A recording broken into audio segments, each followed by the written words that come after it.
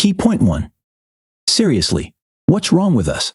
Amid the bustle of the 21st century, few realize how tiny we are in the span of humanity's history. If we were to summarize our entire history in a 1,000-page book, we'd only emerge in the final pages. And what seems like ancient history is very fresh when viewed from a larger perspective. For example, the scientific revolution and the age of colonialism unfolded on page 999. Page 1000 encompasses U.S. history from the 18th century to the 2020s. While it granted us many freedoms we're lucky to have now, this period also brought devastating wars, the rise of nuclear weapons, and a growing concern about climate change. At this very moment, we stand at a mysterious yet frightening page 1001. What advancements and calamities will it bring, and what direction will humanity choose? Despite our technological advances, humans are not becoming more mature as civilization progresses. Having more resources does not necessarily bring more wisdom. Political and class divisions continue to rise, and society seems to be more divided than ever. Where did we go wrong, and what can we do to prevent potentially even worse mistakes in the future? Initially an author of the blog The Story of Us, Tim Urban started writing to answer this question, and his research took him on a 6-year journey exploring how societies form, think, and organize. By analyzing American society from its inception to now, he developed a unique framework that we can apply to view the contemporary world and diagnose its problems. Discover what we can do to steer humanity in the right direction before it's too late. Let's act like the authors of our humanity story, not characters in its overarching story. Key point 2. How do we think? From Plato to Descartes, philosophers put forward their theories about the mysterious human mind. It's much easier with animals, as their minds represent many instructions coded by their need to survive. It's akin to software. Whoever's software works the best and is kept up to date will have the best chance of living and passing on their genes. But humans have progressed so far that we can take control of our environments. The problem lies in the pace of that progress. Our brain software is still operating according to the rules of our old habitat, yet to be updated to the newer, fancier world of the 21st century. The good news is that we aren't stuck with these primitive programs wired for survival. Our cognitive abilities are what make us different from other animals. Let's compare the two minds we possess. Primitive mind chases dopamine and basic human needs like survival, sustenance, and reproduction. Higher mind makes sense of the world, allowing us to think abstractly, self-reflect, and learn from our experiences. As much as we want these two to be in balance, the contemporary world is competing for our attention while we are continuously hunting for pleasure. When the primitive mind gains too much control, we drift toward nonsensical behavior. For instance, have you ever found yourself mindlessly indulging in snacks? That's the primitive mind taking charge, while our higher mind would argue against processed food.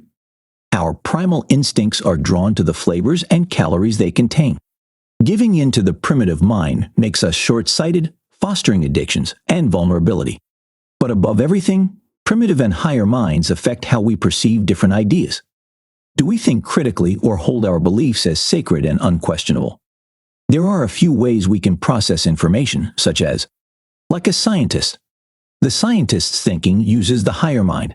They are skeptical, open to multiple viewpoints, and constantly evaluating information. Like a sports fan. Contrary to scientists, sports fans root for a specific outcome, just like they would cheer for their favorite team's victory. Like an attorney. In a court case, an attorney must prove a single point of view and win, just as many do with ideas. Like a zealot. The zealot allows the primitive mind to run the show. They hold their beliefs sacred, identifying with them so much that challenging them feels like an insult. Key point 3. The impact of group culture on beliefs. Whatever environment we're in, be it work, school, or the streets, we become a part of the unwritten rules of its culture. These groups praise some behaviors and values while shaming others. We engage in multiple cultures at any given moment, embracing their rules and beliefs. Most groups fall into two types. Idea Lab. These environments prioritize high-rung critical thinking, valuing independence and multiple points of view. Discussions rarely become insults or arguments, but a battlefield for sourcing ideas and collaboration. Like scientists, people participating in an idea lab investigate different hypotheses and look to expand their ways of thinking. Echo chamber. Characterized by low-rung thinking, these groups encourage the same thinking patterns and conformity. Disagreement is akin to an insult, while all debates turn into an inevitable fight. Echo chambers hold specific ideas sacred, discouraging innovation and creative thinking. On either side of the spectrum, these multiple small groups can start collaborating and uniting into one massive group, a giant. Idea labs can give way to larger societies where exploration and critical thinking are encouraged. There, people can thrive freely as individuals and smaller groups within a bigger system. But when echo chambers unite, this is where things become dangerous. Despite not knowing anything about the history of Mongolia, many have heard of Genghis Khan and his large conquering quests. His army was mighty, granted to its strict conformity rules. Everyone who deserted from the battlefield was instantly put to death. The Mongol army was a perfect example of a golem, a giant born out of echo chamber culture. A golem is a society built on low-rung thinking that relies on obedience and brute force. Golems thrive on the us versus them mentality, usually united in a fight against a dangerous external enemy. They suppress individuality and encourage sacrifice for the sake of the group, appealing to our primitive minds. This way of thinking is how humanity has survived throughout history, grouping into a golem and fighting against another, more formidable golem. In the 21st century, golems are on the rise.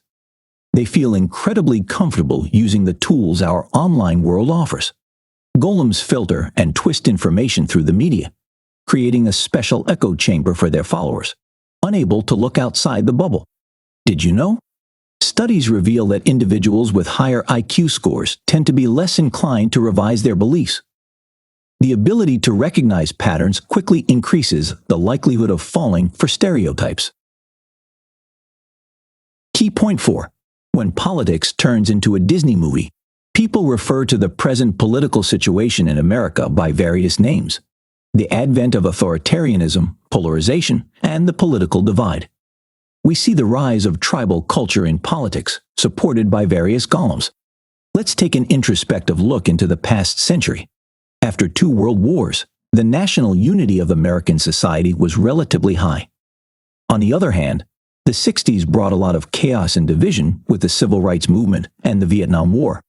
The split between the Republican and Democratic parties started widening exponentially, worsening with every election. This rivalry gave way to hypercharged tribalism. The two sides are so opposed to each other that hate starts consuming them like an epidemic. This feeling of disgust triggers dehumanization, political bigotry, and justifying attacks on others. In the last 30 years, the proportion of people who view another party as highly unfavorable has tripled. Such tribalism affects nearly every sphere: education, religion, and business. For example, while only 5% of Americans were against their child marrying an opposing party member, this number has risen to 30 to 40%. It affects society in all the hidden ways we can't even comprehend. But the problem is not thinking in left or right ways. It's once again about low versus high thinking. High-rung thinking places high value on truth. It interrogates and criticizes. It analyzes how we can get from point A, what we have now, to point B, the desired political situation.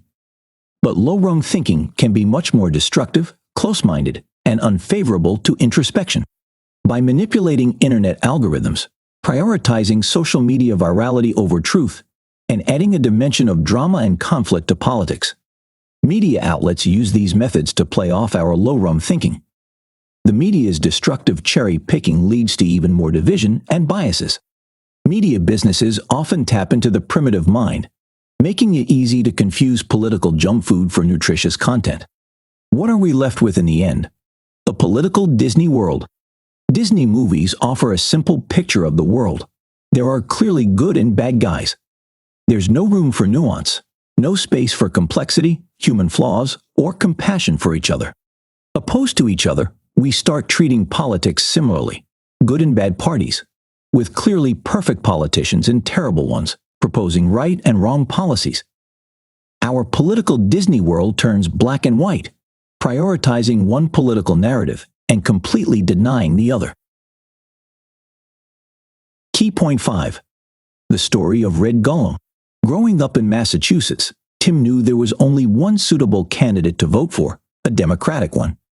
Every election, he observed, turned into a good and bad guy battle. As he headed for college, most students there were mourning over Bush's victory, much like the rest of California. Tim wanted to remain critical and not become a tribal Democrat. But the deterioration of Republican Party methods made it impossible to sympathize with them. That's when he decided to look back and research how the Red Party became the Gollum it is today. Since its inception, the Republican Party has positioned itself as the golden middle, an example of pragmatic and moderate policies. A more extreme version of its values also existed under the umbrella of Republican fundamentalists, who came in opposition to the rebellious New Left in the 1960s. The image of Republicans improved with Ronald Reagan, an eloquent speaker who constructed the party's beautiful narrative of freedom and the American dream. His speeches didn't divide, but emphasized the common humanity of all Americans and the shared values that the country was built upon. In his effort to encourage Americans to unite despite disparities, he was a high-rung political candidate. However, the 90s Republicans were nothing like Reagan. Determined to win over Congress's majority, they resorted to extreme tactics to undermine the opposing party, from labeling the entire Congress as corrupt and ineffective to calling Democrats traitors and anti-family. Bush's presidency followed shortly after, enhancing the us versus them division to win over popular support for the war in Iraq. This method led to further tribalism, evident during the Republican anti-Obama coalition when the Democratic Party won the elections. And that's the scary thing about the U.S. system. At some point, it crosses a line where the system stops working. Tim Urban. The victory in the war against the Democratic enemy became of the highest importance to the Republicans, even if it came at the expense of the core American value of liberalism. Decades after Reagan, the advent and popular support of Donald Trump brought the low right to the forefront of American politics.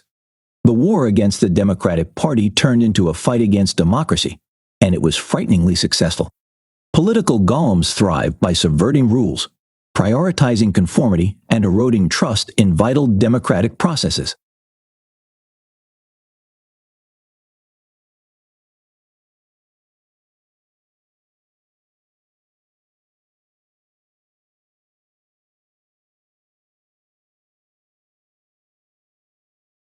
Key point 6. The blue golem is on the rise too. It's easy to blame Donald Trump for the rise of Republican tribalism, while ignoring the golem-like processes in the opposing party. So, let's dive deeper into the divisions within the blue side of politics. America's origin story represents the fairy tale of liberalism, a country based on the values of enlightenment, protecting the sacred rights to freedom of every individual. However, not everyone had equal rights or opportunities in this perfect land. Throughout the 20th century, the United States has seen multiple social justice movements battling against discriminatory laws against women, people of color, and the LGBTQ+ community. These movements gradually led to a new direction, different from the progressive liberalism that Democrats usually represent: social justice fundamentalism, SJF. SJF seeks to dismantle the system that America was built upon. The movement believes the political system as a whole is flawed, allowing privileged classes to profit off the oppressed. Thus, Americans are born into an imbalanced society, permeated by the unseen forces of racism, sexism, and homophobia.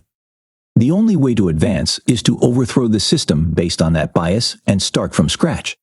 With such a definitive look at American society, SJF has become a part of the lower realms of the political Disney world. It splits society into privileged and oppressed, racists and anti-racists. There is no room for debate, so such thinking becomes an accepted truth of its own. There are two problems with the SJF movement. One, it creates an echo chamber. Staying woke and questioning privilege are the core values behind this movement. Diverging from this way of viewing reality can often be punished by being branded as racist, sexist, or homophobic. It rejects the idea of the universal experience of being human, claiming that people from different backgrounds are incapable of understanding one another. Hence, as a privileged group member, discussing or having opinions on the oppressed group's experiences is prohibited.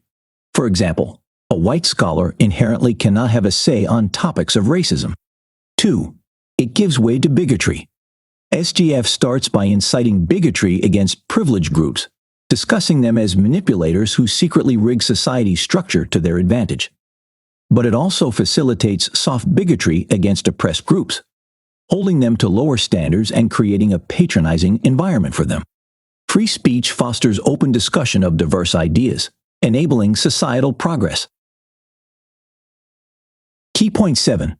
Idea supremacy is the real problem.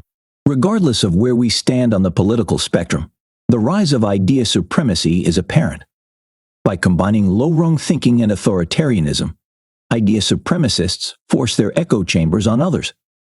Their ideology is further enhanced by promoting victimhood culture. Victimhood culture encourages people to define themselves through suffering and trauma. Victimhood stems from personal experience or identity, supposedly making an individual vulnerable. It can be easily used as manipulation, as even minor insults can be viewed as traumatic as violence within this culture.